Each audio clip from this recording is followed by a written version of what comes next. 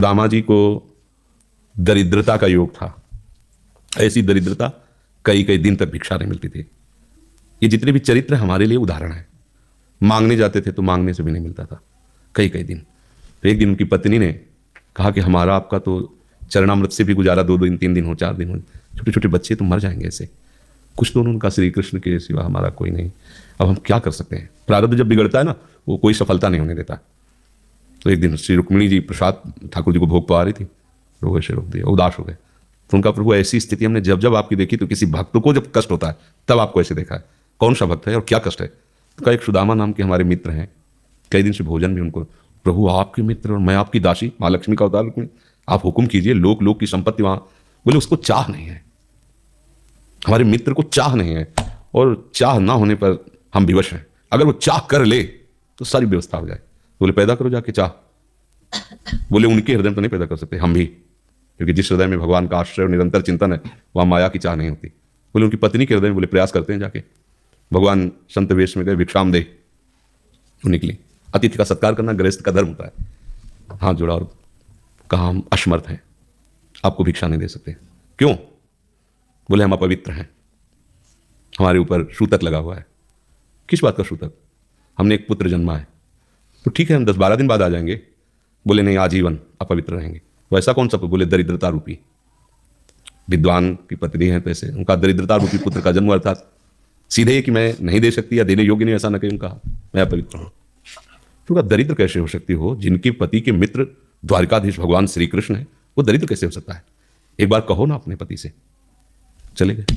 जो सुदामा जी आए तो उन्होंने कहा कि देखो आज एक अतिथि आए थे, उनको मैं कुछ नहीं दे पाया, मुझे बहुत कष्ट है कि मेरे पुत्र और आए हुए अतिथि का भी हम स्वागत नहीं कर सकते, उनका भरण को आपके मित्र द्वारिकाधीश प्रभु श्री कृष्ण है। सुदामा जी ने कहा, बोले चले जाओ ना, वो कुछ ना कुछ सहयोग कर देंगे। तो बोले हम ऐसे मित्र नहीं बनाए कि वो हमारा सहयोग करें, कभी नहीं, मर जाऊंगा पर उनसे ये नहीं कहूँगा कि आप हमारा। बोले मत कहना, दर्शन के लिए तो चले जाओ, वो सुना है इतने उदार हैं कि जाने पर ही दे देंगे। सुदामा जी ने कहा दर्शन के लिए तो जा सकते हैं, बहुत दिन हो गए, ठीक है, पर मित्र के पास जाए तो कुछ लेके जाना चाहिए, मेरे पास तो कुछ नहीं ना। पड़ोस में जैसे किसी से मांगने गई तो, अरे समय जब बिगड़ता कोई नहीं होता साथ। एक ने थोड़ी उदारता दिखाई तो चावल पछोड़ने पर जो आगे कणका होते चावल के, जो प्राय वो लिए सुदामा जी का हमारे प्रभु भाव के मुख है, कुछ ले जाएंगे, खाली हाथ तो नहीं है। पोट्री में सारांश में बता रहे हैं, द्वारपालों ने देखा कि हड्डी हड्डी शरीर में कई जगह से फटे वस्त्र, बीमारी फटी हुई, तो दिखाई दे रहा था दरिद्रता की मूर्ति है ये।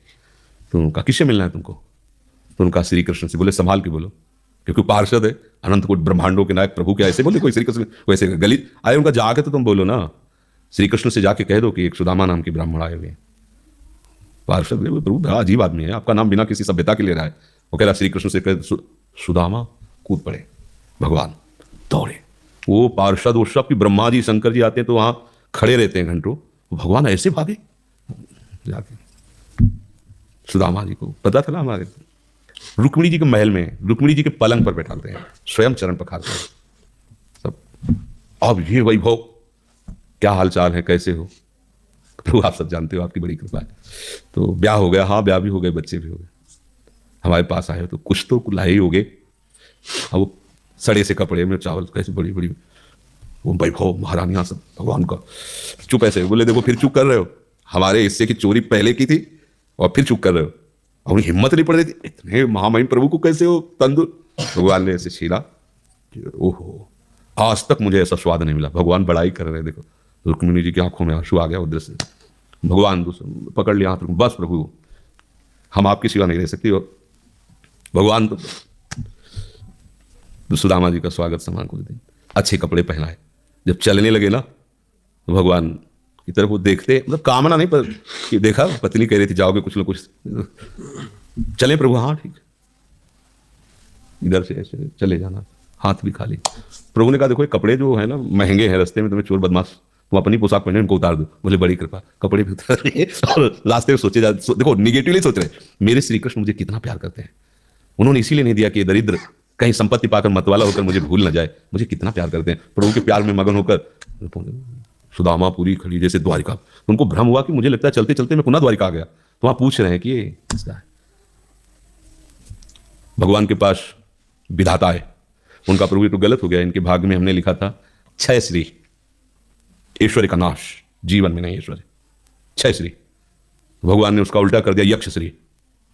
जैसे कुबेर का अथाह धन का खजाना, त्रिभुवन का खजाना वही है कुबेर के पास, जैसे कुबेर का खजाना यक्ष श्री। तो कहा प्रभु तुम कहा इन्होंने पुण्य किया है, अनंत ब्रह्मांडों के समस्त जीवों को तृप्त कर दिया है, और वो खुद को खाने को लिए तृप्त, बोले मेरे रोम रोम में करोड़ करोड़ ब्रह्मांड वास करते हैं और इनके तंदुलों से मैं तृप्त हो गया, अनंत ब्रह्मांडों का भंडारा हो गया, उसका जो पुण्य होता है लिख दो इनके भाग्य में। अब किसी की चलेगी प्रभु के आगे? तो एकमात्र प्रारब्ध को मिटाने वाले भगवान है, कर तुम अकर तुम अन्यथा कर तुम। तो आप भगवान की शरण होकर उनका नाम जप कीजिए और उनसे प्रार्थना कीजिए कि आपको उचित लगे तो समस्या का समाधान कर दीजिए, नहीं तो मुझे समस्या से लड़ने का बल और विवेक दीजिए।